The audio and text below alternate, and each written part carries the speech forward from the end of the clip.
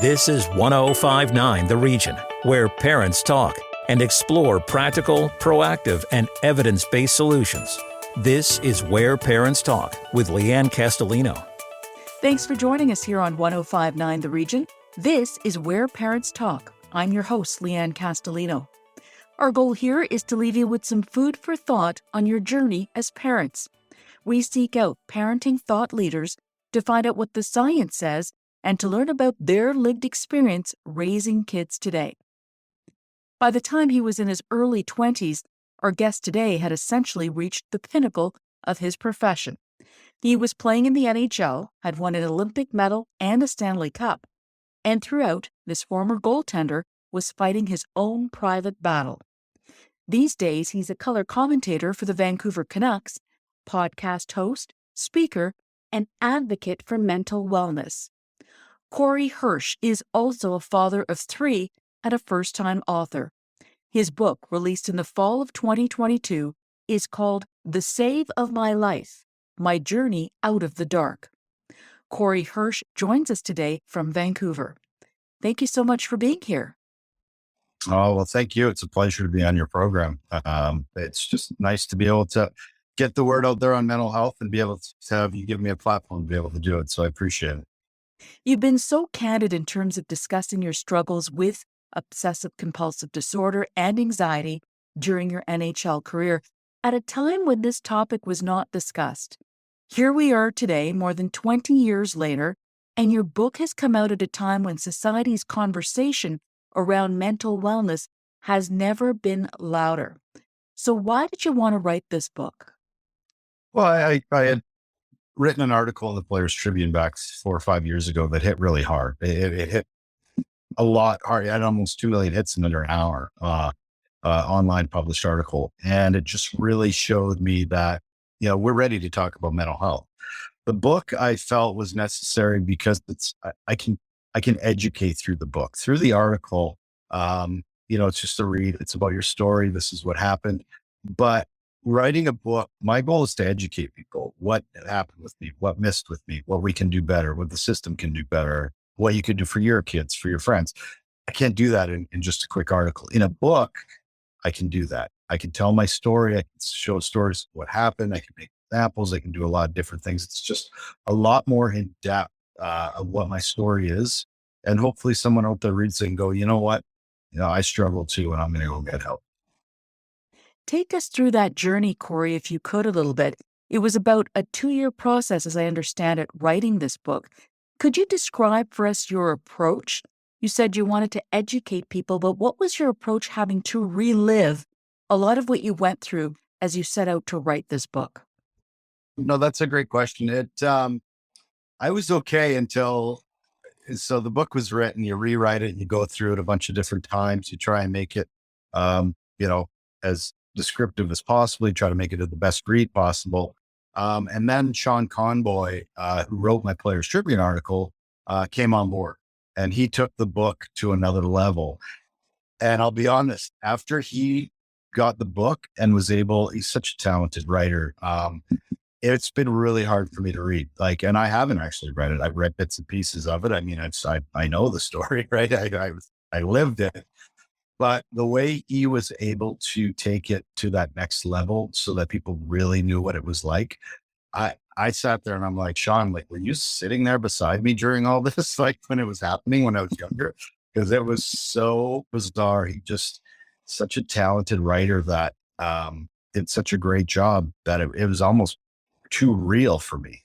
So it was hard, but for other people though, it's not, the book isn't about me though. The book is about trying to help other people really, and show that, this is what OCD, this is what mental health is like. There's so many misconceptions out there about OCD and mental health that, hey, this is my story. I lived it. And if someone else is living there, you could have a great life too. What would you say you remember from the lowest period, the darkest moments during that time that you struggled as a young adult and as a successful professional athlete? Yeah, it's funny that you asked that, because I was just talking to one of the ladies that handles my PR from Canberra Communications, and I said to her yesterday, I said, I can vividly remember laying in my bed and saying, if I ever get out of this, I'm going to do everything I can to help people and to give them hope, because back then it would have been mid 90s, probably. There was no internet, no Google machine. You had to go to a bookstore to find help, and you had to, and I went to bookstores and I scoured bookstores and I scoured self-help sections, and there was nothing, absolutely nothing that made me feel like I was going to become, I was going to get better, that I wasn't doomed to a life of mental issues and struggling. So I promised myself that day that if I did get that, one day I would, be able to do something that would let people know, hey, you're not doomed to a life of being a prisoner in your own mind. It gets better. You can go on to live a fantastic life.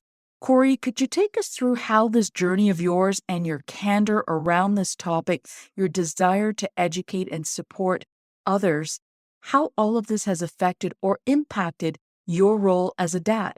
Oh, it's impacted it quite a bit. I'll be honest. One of my children, I won't say which one, but when they were 15 years old, came to me and was like, "Dad, I'm having some funky thoughts in my brain. I don't know what they are. I don't know why they are." And this story is extremely important because we always talked about mental health in our home because of what I went through, and I'd let my kids know, "You can come to me no matter what. We'll figure it out." So that child, we took that person to a psychologist, and they were diagnosed with obsessive compulsive disorder as well, because some genetics at play too here. I have obsessive compulsive disorder, and I made a suicide attempt because I was not educated on it. I was not taught about it. I knew nothing about it, to the point where I felt there was no way out. My child will never get to that place. Why?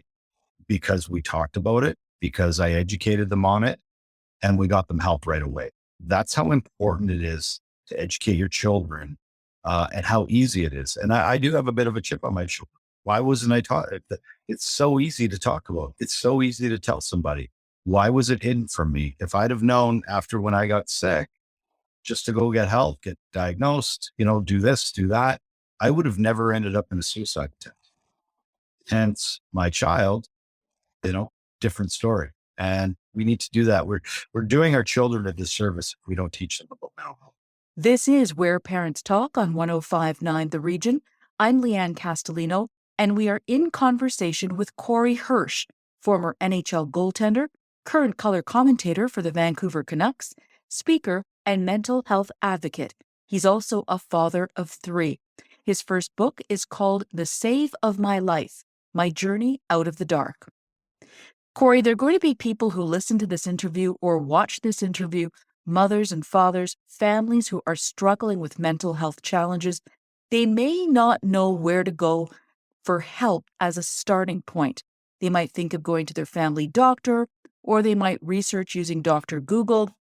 Having lived it yourself, having had the experience of your own child as you describe, what would you suggest makes the most amount of sense as a potential appropriate place to start if you or somebody you know in your family has a mental health condition that needs to be addressed?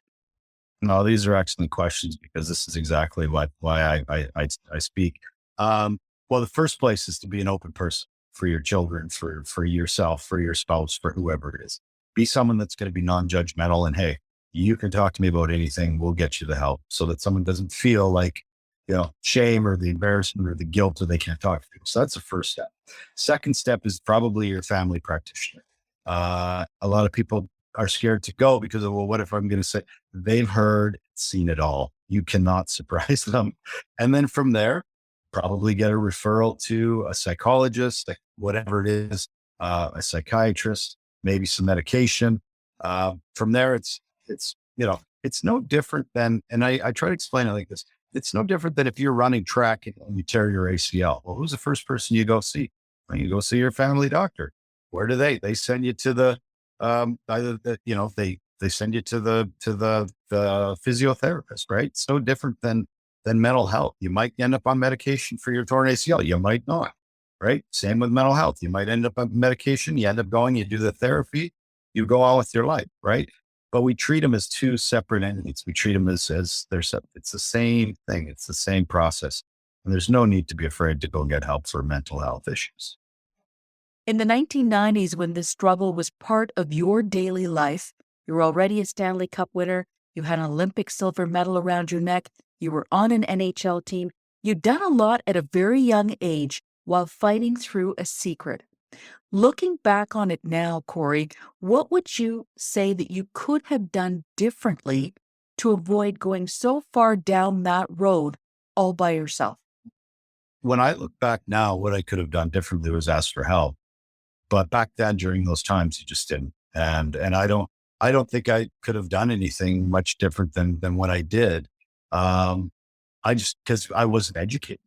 You can't do something about something that you don't know. So that's where the importance of education is.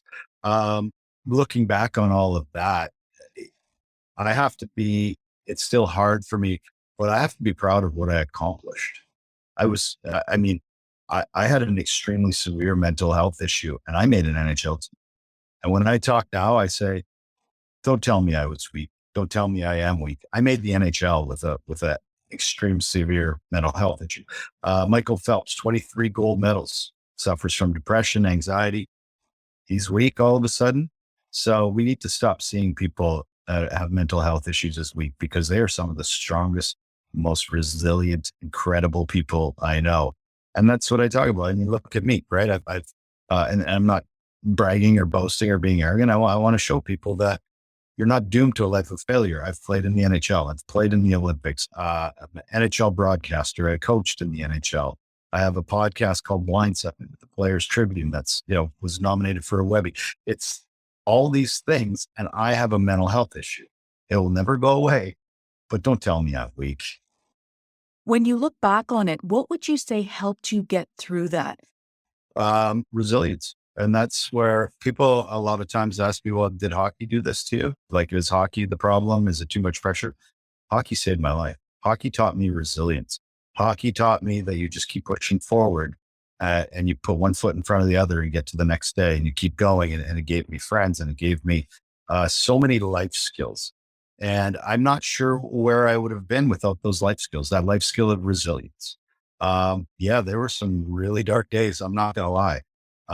But just get to tomorrow. Tomorrow is usually a better day. And from there, you'll figure it out. Just let's focus on today and getting to tomorrow. And that's kind of how I got through it. Youth mental health has been described by multiple organizations, individuals, experts, scientists as a global epidemic. When you hear from young people today in all the different things that you do, what strikes you most? The fact that we still aren't educating them. We are, but we're not. The fact that it's not part of our school curriculum.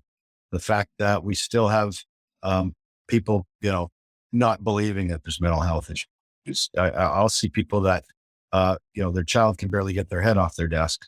They're struggling. They don't have any friends, and the parents are fighting over whether or not to medicate the child. Your child has no quality of life. And there's the other side of it. There's a stigma on medication. We shouldn't shame people for being on medication. I'm on medication. I'd rather be here alive for my children and live a great life than not. And I didn't ask for OCD. I didn't ask for mental health issues. So why am I ashamed? Something in my brain doesn't function properly.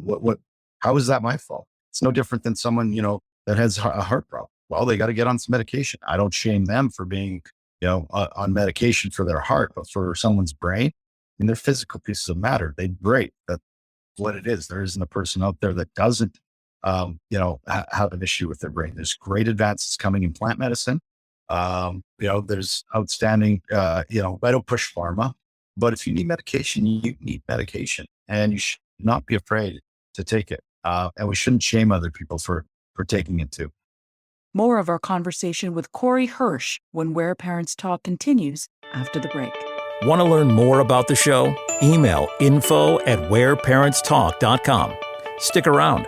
Lianne Castelino and Where Parents Talk will be right back on 105.9 The Region.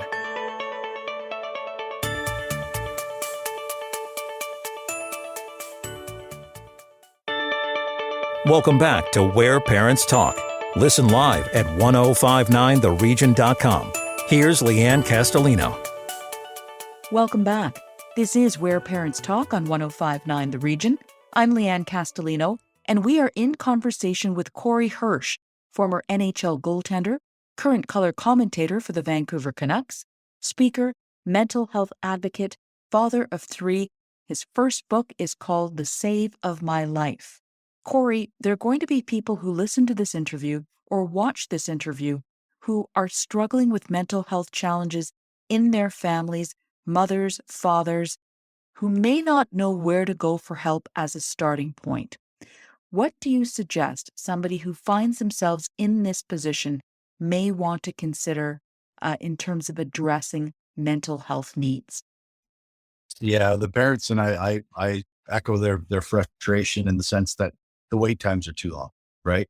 They don't know where to go. So one, that comes back to educating somebody as to where to go. You don't, if you have let's say you blow out your knee playing sports, you don't go to the shoulder, the heart surgeon to get it fixed, right? You go to the knee surgeon. It's the same thing with mental health. Your child's got OCD, well, go to the OCD specialist. Your child suffers from depression, go see someone that does is great in depression. Go see that, there's different specialized people for different things. It's no different. The wait times though are something that aren't our psychologists or psychiatrists' fault. It's not their fault. They're overwhelmed themselves. And, they're trying to do their best. We need to educate our kids and say, hey, you know what? Maybe a good path, give them incentives to go become psychiatrists, give them incentives to go and be psychologists, because we need more of that. And the school system still isn't set up to, promote careers in psychology or psychiatry or social work. And that's what we need to do. We need to encourage our kids and give them incentives to go and become that, so that maybe we can put a dent in that list. As you learn more about this topic and all of the work that you're doing around it, the network that you've built that continues to grow through your work and your efforts, is there anything else that you think needs to be happening that is currently not happening? You talked about teaching about mental health in schools. You talked about addressing wait times. Is there anything else that should be happening when we're talking about addressing youth mental health challenges in particular? The other is to teach our males and even a lot of our females that it's okay to talk to your buddies, that it's okay to have feelings, that it's okay to to go see and get psychiatry help, right? I can still fix a car. I can still play hockey. I can still do all these manly things. And I cry, right? Doesn't make me less of a man. And we need to teach our kids that is something that it's okay, right? And it's okay. And I always say this, we're always the masculine portion of it. And I think our kids are getting better, but I always say this, and I say, if I had taken my life that day back then, I was taught not to cry, all those things.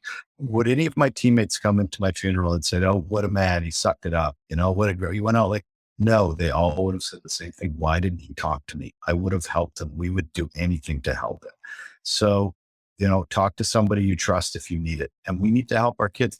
We need to educate them. This is, we're beyond, this. And because there's a kid right there, just like me, standing on the edge of a cliff right now, contemplating taking his or her life. And they need us. They need us. And I need your help. I need your help to help them. Every suicide we've failed that child. We need to put a dent in those numbers. Corey, I'm curious, over the course of writing your book, The Save of My Life, what would you say that you learned about yourself? Things were darker than I thought they were. No, I think I learned more that, it solidifies that just because I have a mental health issue, I can still do anything. I can write a book. I can do this. I can do it solidifies for me, and it teaches me that mental health does not have to hold you back. It does not mean you're doomed to a life of failure or being less than anybody else. And I think it just, reiterated that for me. Now I have a book out, right? And the other side of it too is that there is a lot of kindness and compassion out there and empathy for mental health. And again, just like today, thank you for having me, because I don't get to be able to educate and talk about my stuff if people such as yourself don't reach out and allow me to be on your show. So it goes twofold, both ways. We certainly appreciate you taking the time and being so open again about your story. I want to talk about your three children who are aged 24, 22, and 17. I think it's really striking that you shared that one of your children came to you when that child was struggling. What do you think made that particular child feel comfortable to come to you and let you know that this was happening? Because that is such a huge stumbling block in many families that sometimes they can never get over until it's too late. Well, and that's exactly it. Well, there's things you have to look out for. For one, as a parent, you know, teenagers don't lock themselves in the room for in their own room for 3 or 4 months and never come out. And we think that oh, they're just teenagers. No, something's up, right? Like if, something is going on. Yes, they spend a little more time in their room. Yes, they sleep a little bit more. But if they're not coming out ever, something's going on. You got to watch the circle of friends they're hanging out with, right? Kids will seek out like children, how they're dressing, put your phone down when you talk to your kids, and I'm not saying I'm great at it. I got it. I do too. Put your phone down. They just want your attention, and use the term. I always say this: when you talk to your kids, say, tell me. Don't say, how are you doing? Say, tell me what's going on in math. Tell me what's happening with Joe. Tell me what's happening in this situation. Use the term tell me, because then they have to kind of give you more than a one word answer. If you say, how are you? They go, good, fine. And they go mosey on their way. If you say, tell me what you did today, then they have to tell you, right? They can't go, good, fine. So it's all in your approach, how you talk to them, and just sit down and let them know, like, hey, something's going on in your brain. I am not going to judge you. I'm going to get you the help you need. And we're going to go and we're going to fix whatever problems you have. It's such an important point that you just made with respect to the language that's being used when talking to your children, especially about this topic. Corey, how would you go about describing your particular parenting style? Yeah, that's a tough one, hey, because I'm going to have to lie a little bit here.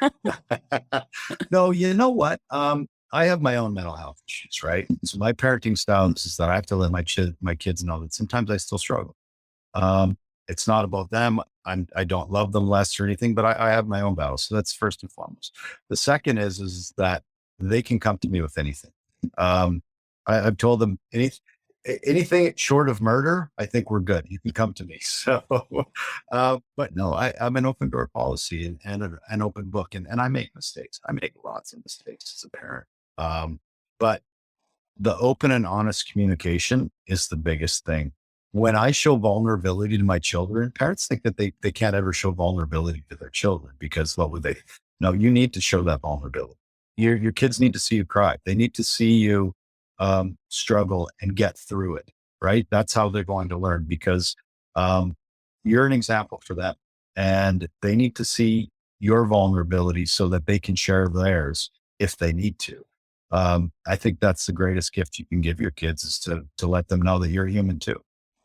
Well, and it's so interesting you bring up that point, because is that something that you prioritized as a dad early on? That is to say, having these healthy conversations with your children? Because the fact is so much of parenting is learning on the fly, right? So how did you decide to prioritize having those healthy conversations? And it has to start at a young age, presumably.